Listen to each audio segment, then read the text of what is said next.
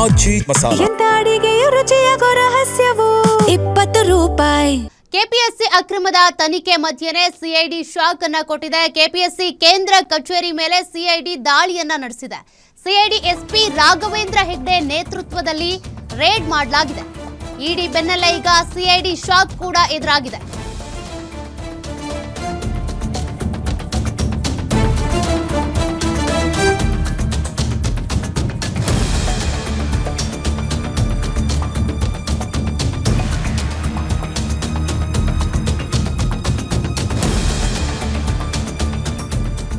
ಇಂದು ಎರಡನೇ ಬಾರಿಗೆ ದಾಳಿ ಮಾಡಿ ಪರಿಶೀಲನೆ ಮಾಡಲಾಗ್ತಾ ಇದೆ. ಕೆಪಿಎಸ್ಸಿ ಹಗರಣದ ಸಂಪೂರ್ಣ ತನಿಖೆಗೆ ಸರ್ಕಾರ ಆದೇಶಿಸಿತ್ತು. ದಾಖಲೆಗಳನ್ನ ಪರಿಶೀಲನೆ ಮಾಡ್ತಿರುವಂತಹ ಸಿಐಡಿ ಅಧಿಕಾರಿಗಳು ಹಿಂದೆಯೂ ಹಲವು ದಾಖಲೆಗಳನ್ನ ವಶಕ್ಕೆ ಪಡ್ಕೊಂಡಿದ್ರು ಅಧಿಕಾರಿಗಳು. ಈಗ ಮತ್ತೆ ದಾಳಿ ಮಾಡಿ ದಾಖಲೆಗಳನ್ನ ಪರಿಶೀಲನೆ ಮಾಡ್ತಿದ್ದಾರೆ ಸಿಐಡಿ ಟೀಮ್.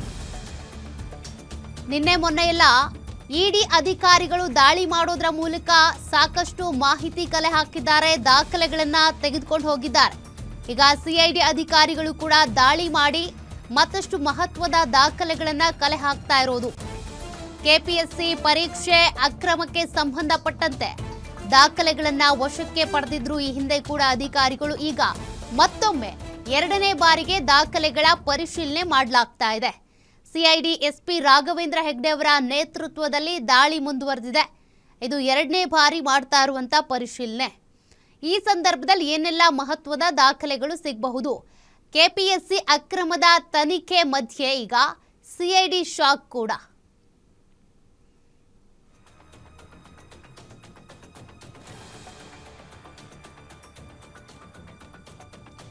ಈ ಕೆಪಿಎಸ್ಸಿ ಪರೀಕ್ಷೆ ಅಕ್ರಮಕ್ಕೆ ಸಂಬಂಧಪಟ್ಟಂತೆ ಈಗಾಗಲೇ ಕೆಪಿಎಸ್ಸಿಯ ಮಾಜಿ ಅಧ್ಯಕ್ಷ ಆಗಿದ್ದಂತ ಶಿವಶಂಕರಪ್ಪ ಇರಬಹುದು, ಹಾಗೆ ಈ ಒಂದು ಎಕ್ಸಾಮಿಗೆ ಸಂಬಂಧಪಟ್ಟಂತೆ ಯಾರ್ಯಾರು ಡೀಲಿಂಗ್ ಅಲ್ಲಿ ಇದ್ರು ಅವ್ರ ಮನೆ ಮೇಲೆ, ಕಚೇರಿ ಮೇಲೆ ಎಲ್ಲ ದಾಳಿಗಳು ನಡೀತಾ ಇದೆ.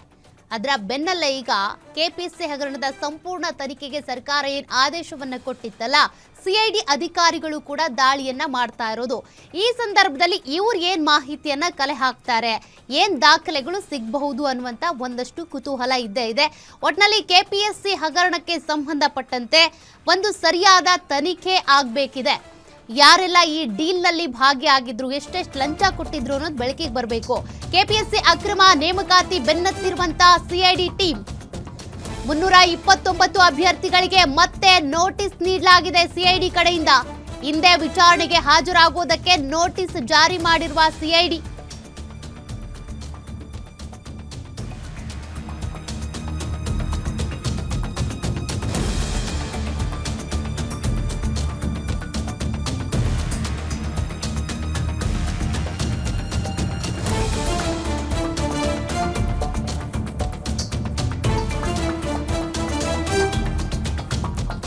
ಇಡಿ ಅಧಿಕಾರಿಗಳ ಮುಂದೆ ತಪ್ಪೊಪ್ಪಿಗೆ ಮಾಹಿತಿಯ ಬೆನ್ನಲ್ಲೇ ನೋಟಿಸ್ ಅನ್ನ ಜಾರಿ ಮಾಡಲಾಗ್ತಾ ಇದೆ.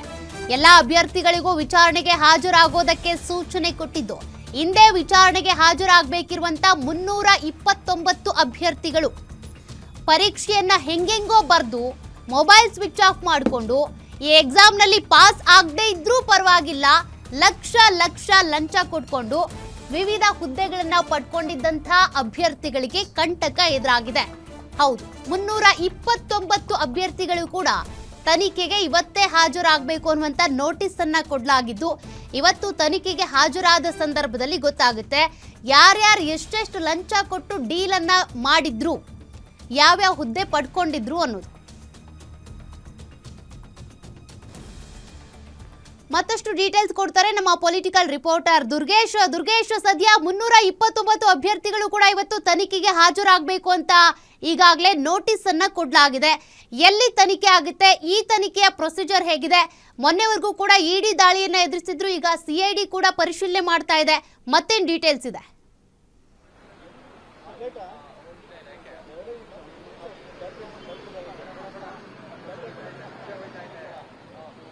ಎಸ್ ಸೌಖ್ಯ ಏನು ಪಶು ವೈದ್ಯಾಧಿಕಾರಿಗಳ ನೇಮಕದಲ್ಲಿ ಅಕ್ರಮ ಆಗಿದೆ ಅನ್ನುವ ನಿಟ್ಟಿನಲ್ಲಿ ಸಾಕಷ್ಟು ಆರೋಪಗಳು ಕೇಳಿ ಬಂದಿತ್ತು. ಕೆಪಿಎಸ್ಸಿಯ ಮೇಲೆ ಗಂಭೀರವಾದ ಆರೋಪಗಳನ್ನ ಪರೀಕ್ಷಾರ್ಥಿಗಳು ಮಾಡಿದ್ರು. ಹೀಗಾಗಿ ಮೊನ್ನೆಯಷ್ಟೇ ಇಡಿ ದಾಳಿ ನಡೆಸಿದ ಬಳಿಕ ಈಗ ಸಿಐಡಿ ಅಧಿಕಾರಿಗಳು ದಾಳಿಯನ್ನು ನಡೆಸಿ ಕೆಪಿಎಸ್ಸಿಯಲ್ಲಿ ಪರಿಶೀಲನೆ ನಡೆಸ್ತಾ ಇದ್ದಾರೆ.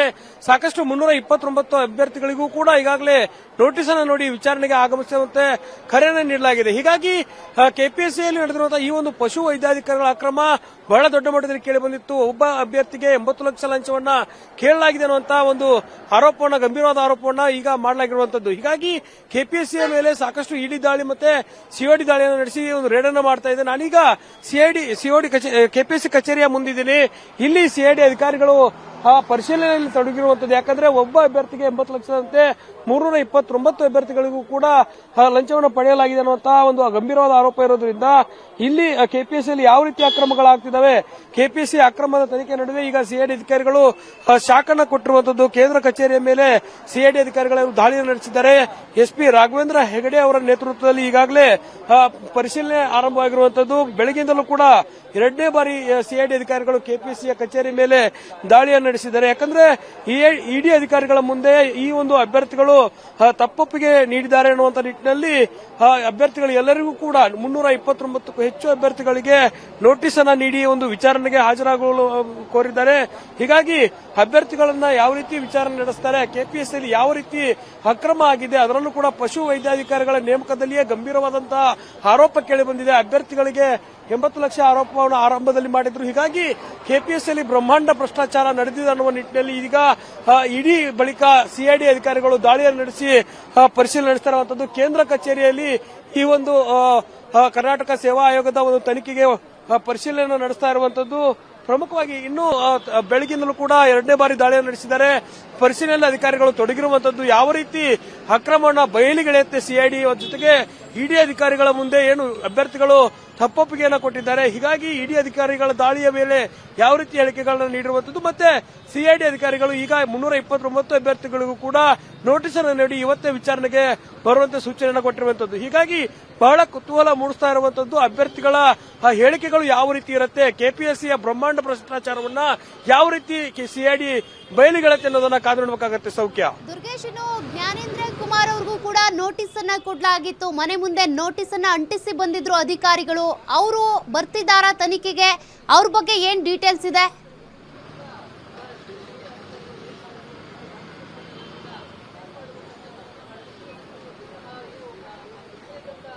ಎಸ್ ಸೌಖ್ಯ, ಈಗಾಗಲೇ ಕೆಪಿಎಸ್ಸಿಯಲ್ಲಿ ಕೆಲಸ ಮಾಡ್ತಿದ್ದಂತ ಐಪಿಎಸ್ ಅಧಿಕಾರಿ, ಐಎಎಸ್ ಅಧಿಕಾರಿ ಆಗಿರುವಂತಹ ಜ್ಞಾನೇಂದ್ರ ಕುಮಾರ್ ಅವರಿಗೂ ಕೂಡ ಇಡಿ ಅಧಿಕಾರಿಗಳು ನೋಟಿಸ್ ಅನ್ನು ನೀಡಿದ್ರು.